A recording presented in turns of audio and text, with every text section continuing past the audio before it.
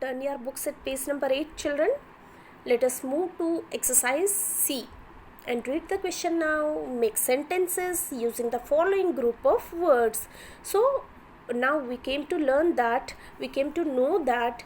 if there are group of words with incomplete sense, we can just change them into a good sentences by adding a group of words.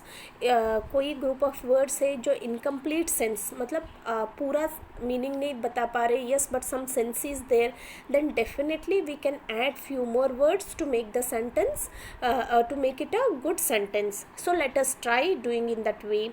First one, in the park. Park में. So park में कौन है? Who is that?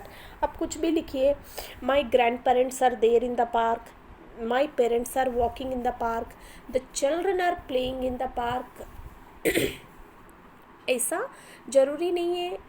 what the sentence I have written, you have to write the same. It is not necessary, children, but I have just simply given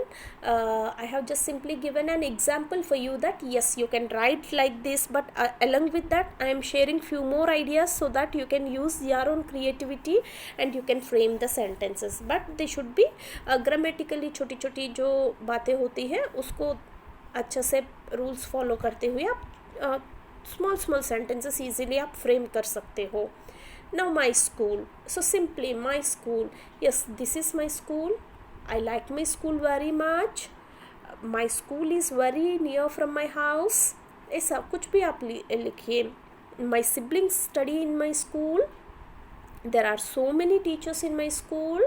ऐसा कुछ भी आप लिख सकते हो. Okay, so what we are doing here is children, incomplete sense के साथ जो ग्रुप ऑफ वर्ड्स है, मतलब जो वर्ड्स कंप्लीट एक कंप्लीट मीनिंग तो नहीं बता पा रहे, but yes still they have some sense. So इसी सेंस को हम एक प्रॉपर कंप्लीट सेंस देने वाली जैसा सेंटेंस में चेंज करनी है. We want to make it into we want to make frame a good sentence. You have to add a few group of words. आप अपने हिसाब से few group of words add करिए एंड उसको एक प्रॉपर सेंटेंस बनाइए. Okay children, now the third one, near the window. Window की पास में. The vase is kept near the window. Flower vase, कोई फ्लावर वाज वगैरह रखते हैं ना हम घर पे. द वाज, ऐसा एक वाज को हम नियर विंडो की बहुत पास में रखे हैं. नहीं तो a man is standing near the window, ऐसा भी लिख सकते हो आप. The class test. The class test, yes the class test मतलब क्लास टेस्ट है. तो क्लास टेस्ट हुई है, किस क्लास में हुई या किसने लिया, we are not sure about that. This group of words make incomplete sense. Now let us frame a good sentence for this by adding few words. The children performed well in the class test. Yes, जो भी बच्चों ने class test दिया था, they performed well, उन्होंने बहुत अच्छा class test दिया था. Okay, fifth one, is today. Is today आज है, बट क्या है ये आपको समझ में नहीं आ रही है. So let us add few words. What day is today. हाँ, आज क्या है. Is it Monday, Sunday, Tuesday, Wednesday, क्या है. What day is today. Next, the dog. Yes, dog है, but where it is, what it is doing, with whom it is going, what it is drinking, कुछ नहीं पता, बस the dog है. The dog is barking at the thief. yes, चोर को देख के कुत्ता भौंक रहा है, ये भी लिख सकते हो. The dog, और आपकी डॉग के बारे में मतलब yes, the dog is eating bones, ये भी लिख सकते हो आप. The dog likes to go for a walk. Dog को वॉक करना बहुत पसंद है, ये भी लिख सकते हो. ऐसा कुछ भी सेंटेंस आप फ्रेम कर सकते हो. Love fruits. यस, फ्रूट्स पसंद करना, तो कौन पसंद करते हैं फ्रूट्स, किसको पसंद है. My grand parents love fruits, ये लिख सकते हो. चिल्ड्रन लव फ्रूट्स, बच्चों को फ्रूट्स बहुत अच्छा लगते हैं. एक्चुअली चिल्ड्रन हेट फ्रूट्स है ना, मोस्ट ऑफ द चिल्ड्रन बिल्कुल खाना नहीं चाहते हैं, but actually it is very good for our health. So that's why I have written this sentence. Children love fruits, children को बहुत पसंद है, अभी सबको खानी है fruits. The book is.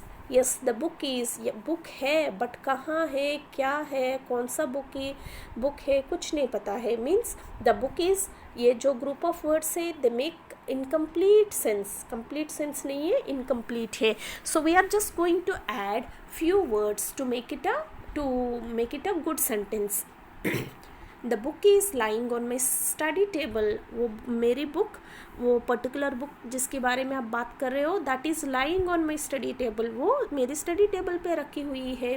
The book is on the table, the book is kept on the table. ऐसा आप कुछ भी लिख सकते हो. या the book is very interesting. The book is about a particular person. Yeah, the book is very famous for the collection of pictures. कोई भी अगर वो फ़नी बुक हो तो उसके बारे में लिखिए, अगर वो ड्राइंग बुक हो तो पर्टिकुलरली उसके बारे में लिखिए. यस, उसमें जो पिक्चर्स है बहुत अच्छे हैं, या उसमें जो स्टोरीज है, the book is completely filled with interesting stories. आप कुछ भी, द बुक इज़, इसको यूज़ करते हुए फ्यू ग्रुप ऑफ वर्ड्स और ऐड करके एक प्रॉपर सेंटेंस आप बना सकते हो. Is it okay, children? Now let us do the last exercise, that is exercise D. Rewrite the following passage using capital letters and full stops where necessary. So a small passage is given over here, children. So what you have to do is you have to rewrite this. आपको इसको दोबारा लिखना पड़ेगा. How?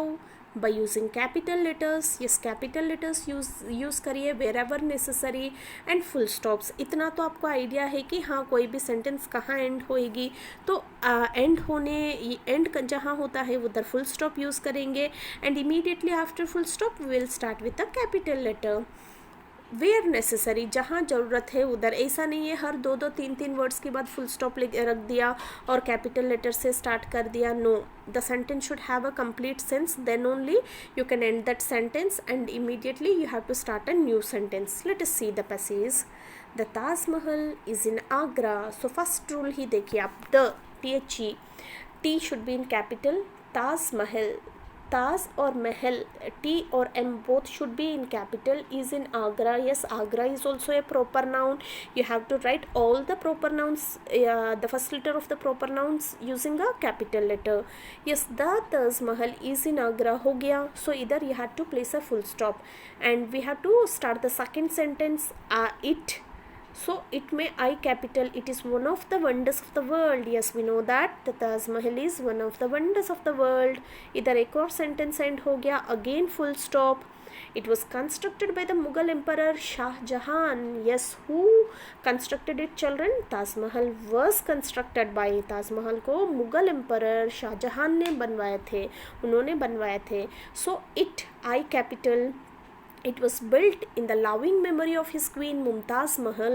अपनी queen Mumtaz महल के लिए उन्होंने ये महल बनाया था. so it again I should be capital, and after Mumtaz Mahal of his queen, it was built in the loving memory of his queen Mumtaz Mahal. so महल के बाद आप एक बार और फुल स्टॉप रखिए. 20,000 workmen worked on it for nearly 17 years to make this wonderful monument. so कितने लोग उसके लिए काम किए थे? 20,000 workmen, daily 20,000 लोग काम करते थे for nearly 17 years. see children, उस टाइम कोई टेक्नोलॉजी नहीं था, कुछ नहीं था, but still if you go and visit Taj Mahal, how beautiful it is. उसके ऊपर हर छोटी छोटी कार्विंग्स देखिए, कितना अच्छा से उन्होंने वो किया था. so कितनी लोगों की मेहनत उसमें लगी होगी. so many workmen work day and night, and that too for continuously 17 years to make this wonderful monument. Monument means which has a historical importance, the building which has some historical importance. so 20,000 men, Mumtaz महल के बाद full stop लिखा है, and 20,000 में T, 20 में T capital. workmen worked on it for nearly 17 years, complete 17 years to make this wonderful monument, and just place a full stop at the end of the paragraph. children, hope all of you understood the topic of sentences. so children, I want to give you an advice at the last.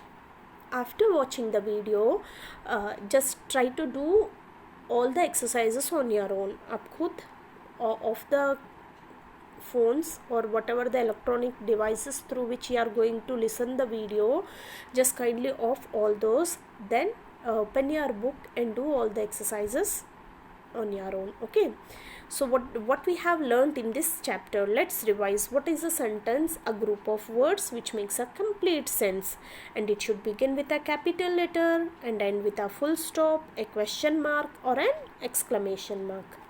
Okay children, thank you.